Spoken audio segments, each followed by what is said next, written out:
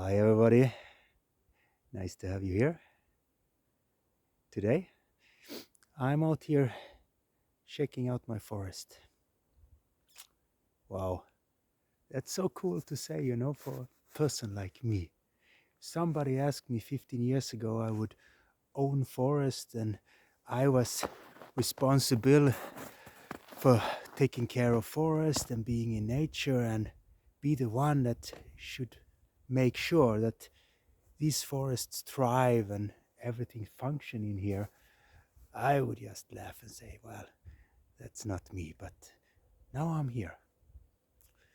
And I will continue today to talk a little bit about this connection that I want to do with Lithuania and Balticum and Sweden and also Scandinavia and up in the north here, because we have so much in common. But at the same time, every country is different. So first time I came here to Lithuania, it was around 12 years ago, walking around there with my wife and in these areas, small city areas. And the first thing I saw was, people don't have any fences here. It's very open between neighbors, and they have huge gardens and they have huge homemade greenhouses. And everybody was growing so much food, and I was thinking, oh, wow, this is so cool, because much of that didn't happen in Sweden at that time. Yeah, there were always people interested in it and so, but normal style, you have 300-400 square meters of garden and mostly it's grass and some hedge and so on. It should be easy to take care of, and some swimming pool or some toys for the kids. That's it. So I was really impressed that, wow, here in Lithuania, they understand this with creating food. They have a different tradition. So I saw Sweden and in Lithuania are not the same. How this look, not exactly the same, but it was like Sweden, 50 years ago. But still not, because the technique are modern and they have greenhouses and so on. So it's not the same, but a little bit like that. People like to have their own food, grow their own food and so on. A lot of tomatoes and cucumbers and so on in the greenhouse. And in Sweden at that time, it was a little bit small startups. People in Sweden started to understand that I really need to be interested in it. Maybe I should start to grow my own food. It's more healthy and so on. This was, creeping up a little bit here and there, but not much. As I thought, this already happened in Lithuania, but no, it was the total opposite. This was the old generation, the old ladies who did this.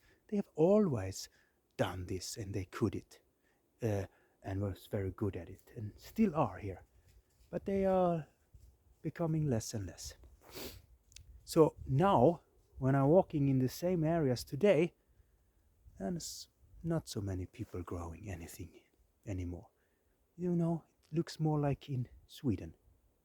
And at the same time in Sweden now, they have started to abandon the lawns and the grass and started to have greenhouses and want to grow their own food and becoming a little bit preppers and so on. So yeah, same but different. So for me, it's a little bit sad to see that the Lithuanians abandon this old tradition. Not totally, because so on, but the young people are not interested. So anyway, they had this tradition, and here come the funny things. There is a lot of exceptional good growers in Sweden, of course, with their tradition, but they grow special kind of things.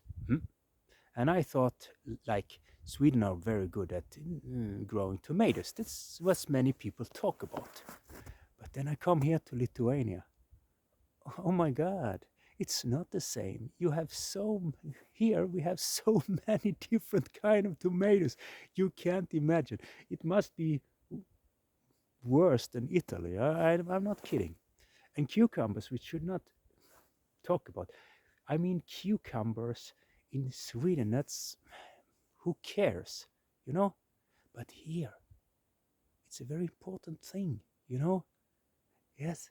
So this I want to take this tradition, and when I come to Sweden and talk to people, I will start to say, wait, hey, we should talk about cucumbers.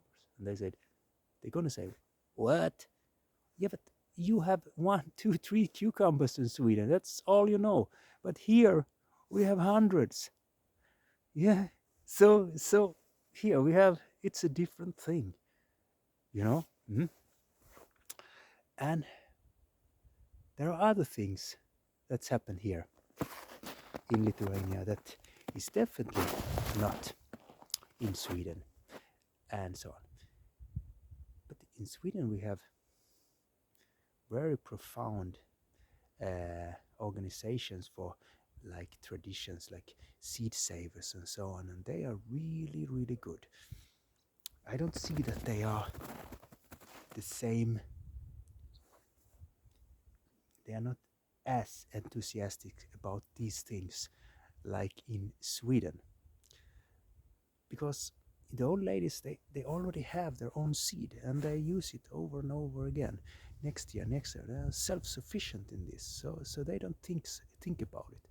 In Sweden, it's more become a cult now to go to seed exchange places. You go together with other people and changing seeds over Facebook or internet and so on. It starts to become a thing, and it will be here too.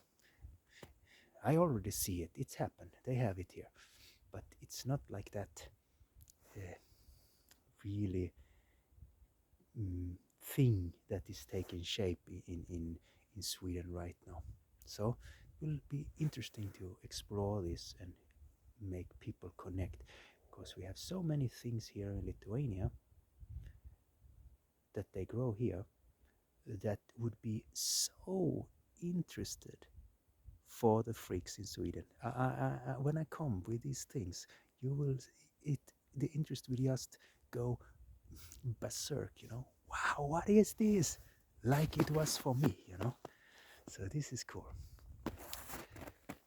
One thing also here in Lithuania, they have this situation that after they get rid of the Russians, you know, the old people, they get their old traditional land back or something similar.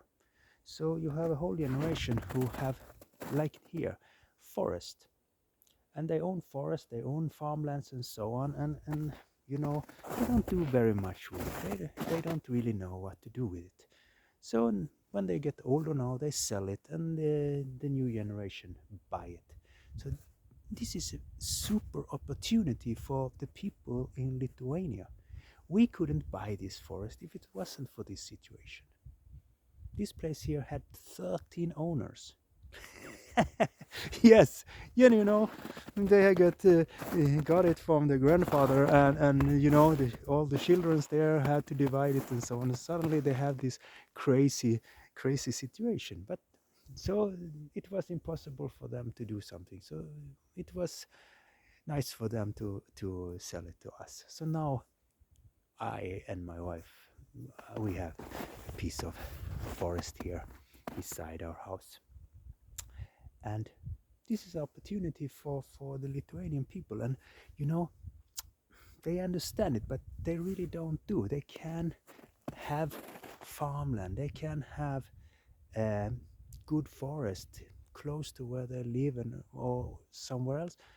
Like, we don't have that situation in Sweden at all. The politics and the situation are more, I don't know how to say it, slow, and you know, all the good farmland and all the good forests and so on is already bought up from the old families that worked with it, and the big companies. So they own most of things. It's very hard to find something practical to buy and to start to work with. And if you can find something, it's too expensive. You can never ever, create something that you get the money back in your lifetime. So takes the economical function out of the picture here. So this you can do in Lithuania. So if you really want to have your own forest, have your own place, maybe this is opportunity for you. It's not that hard to come here and live in Lithuania and have your own place and have your own forest and working with it. We have already trimmed this forest because it was always all too tight. It was mismanaged for 50 years. So when we came here, we had to take care of it. So yeah, it was a little bit scary, but we managed, and now we know how to do it. So as you can see here, we have a problem. The bark beetle. We have it in Sweden too, and here also. The bark beetles coming and killing all the trees because of this mismanagement of the forest. So we had to try to arrange so that we get rid of this. But it's also the climate. It's always starts to get warmer and warmer here, so it's a possibility in the future that all these trees will, like the tree here, will die. The trees are, really here. Can you see? Trying to fight it, yeah, but it's here. So for me as a Swede, I see possibilities here that maybe they don't see in Lithuania. The connection here. I see prices, I see functions, I see things they're doing here that they don't do at home. So if I take this and connect it with Sweden and bring it back home to Sweden, oh wow, that's really cool. So, but for now, I'm just walking here in our forest that I am responsible for. I have to be involved in this forest. I'm not just walking in it, I have to be the one that steward it, helps it. The big lake. Yeah, it's crazy. I have a big lake. My God. Yeah. So nice to be out here, just walking around, checking all the trees that they are healthy, thinking about what I can do. And you know what? The best thing is, my dog, Gio, he's been out here since he was 2 months old. We brought him out here in the forest directly when we took him home. And, this has always been his favorite place. You see, he's nowhere. Where is he? He's totally gone. No, yes, he's up there. I never know where he is because he's running around. Yes,